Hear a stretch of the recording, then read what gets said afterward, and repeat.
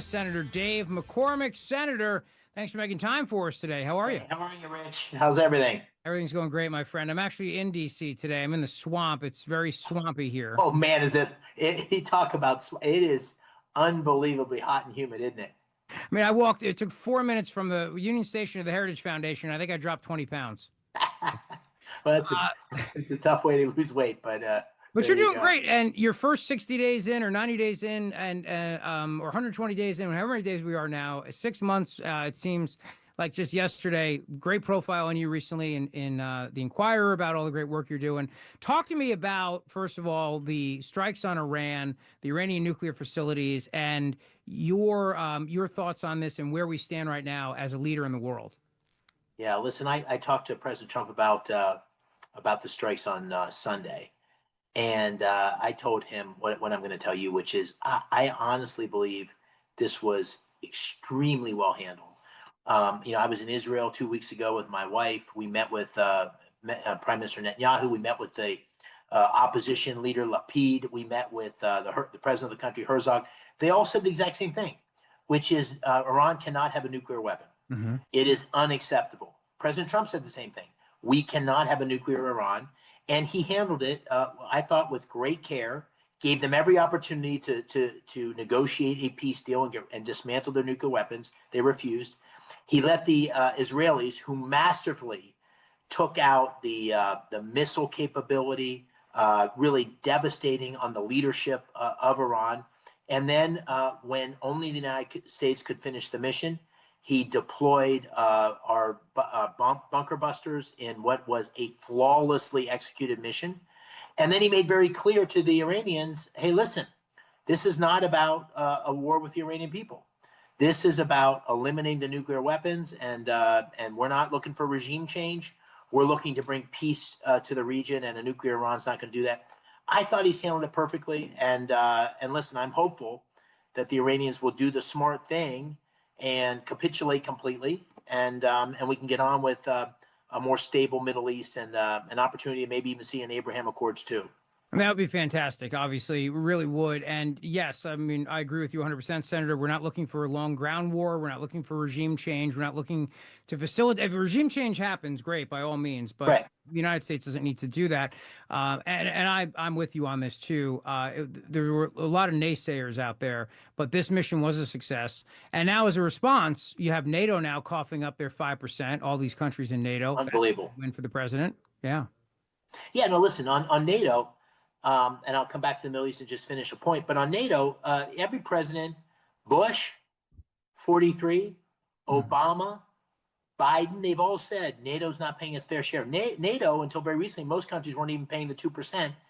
Now they've committed, because President Trump was relentless, on 5%.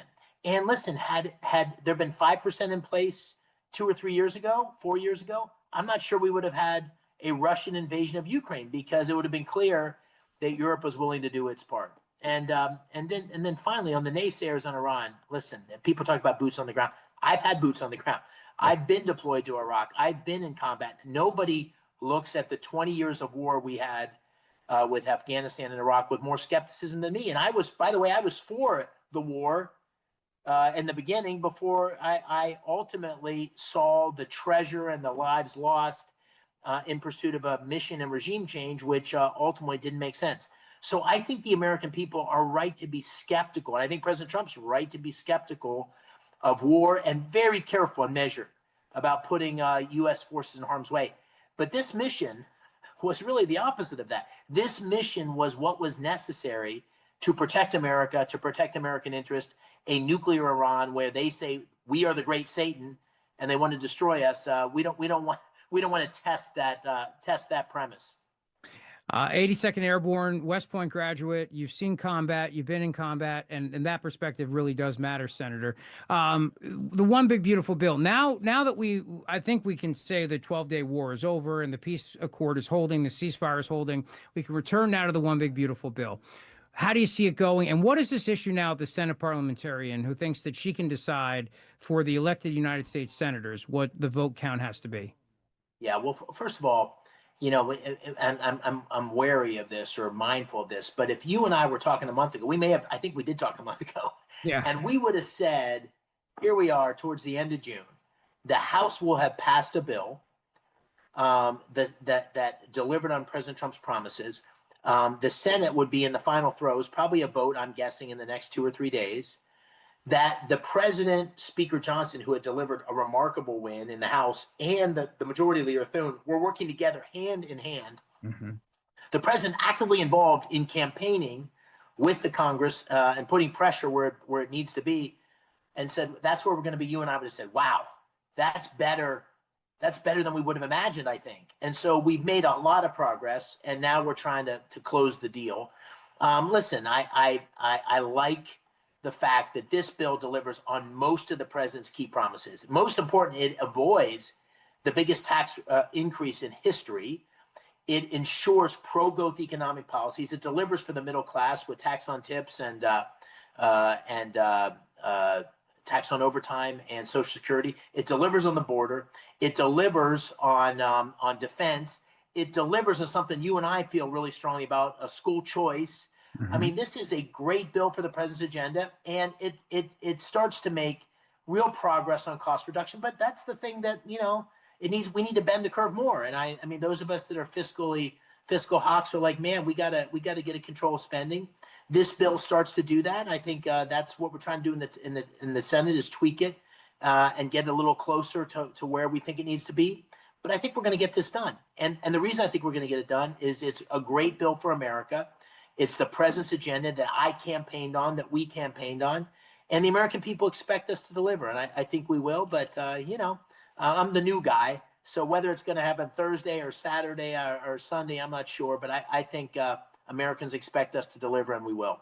Well, you might be the new guy, but the Philadelphia Inquirer wrote a wonderful profile about you in your first 6 months in office on the Senate. And the key takeaway that I got from it was, in 6 months, Senator Dave McCormick has found a way to become a mover and shaker on Capitol Hill. Already prominent committees, a chair of a prominent subcommittee, and also now getting things done for Pennsylvania in only your first 6 months. So congratulations on that.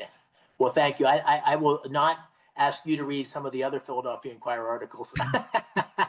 that were less kind. Otherwise, I wouldn't have even read it at all, because but she sent it, so I had to read it. But yeah, less kind. But yeah, I mean, listen, I'm learning every day. My view on things is that number one, do more listening than talking.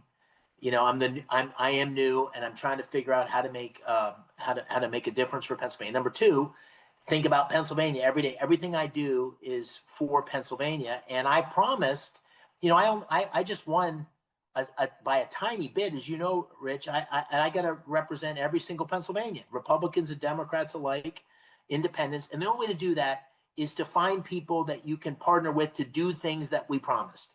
And John Fetterman's a good example. You know, he and I disagree with probably 80% of the policies. We have disagreements on the big, beautiful bill. We have disagreements on lots of things, but we agree on the border. We agree on fentanyl. We agree on anti-Semitism. You know, we agree on great jobs for working Pennsylvanians. We agree on helping the farmers. Man, we're going to work together where we can agree. And that's the way I approach it. And so far, so good. I feel like it's a real honor to be here. And, you know, I meet with Pennsylvanians pretty much every day. We had 80 in a conference room this morning, a coffee.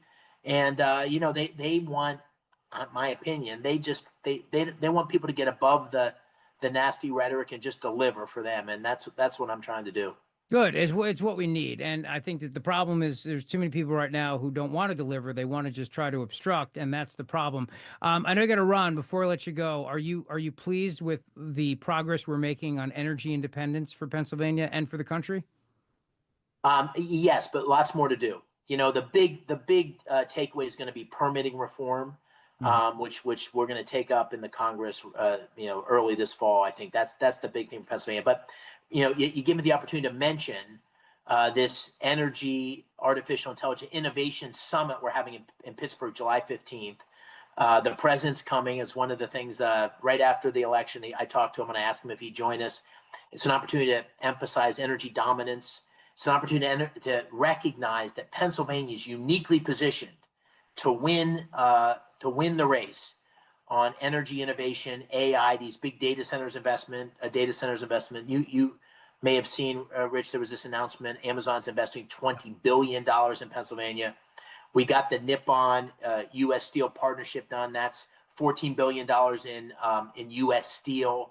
We're going to see a lot more of these announcements. And this is my belief on this is we have a unique position in Pennsylvania. We can deliver what the country needs going forward. We just have to tell our story and deliver on the promise. And so I'm hoping this energy summit's going to give a lot more attention to all that Pennsylvania can bring to the table. Well, it's going to be huge, and I appreciate the invitation. I look forward to seeing you there. Can't wait to have you there. Thank you, sir. Senator Dave McCormick, please follow him on X at Sen McCormick, PA. Thank you, Senator. Good to talk. Thanks, Rich.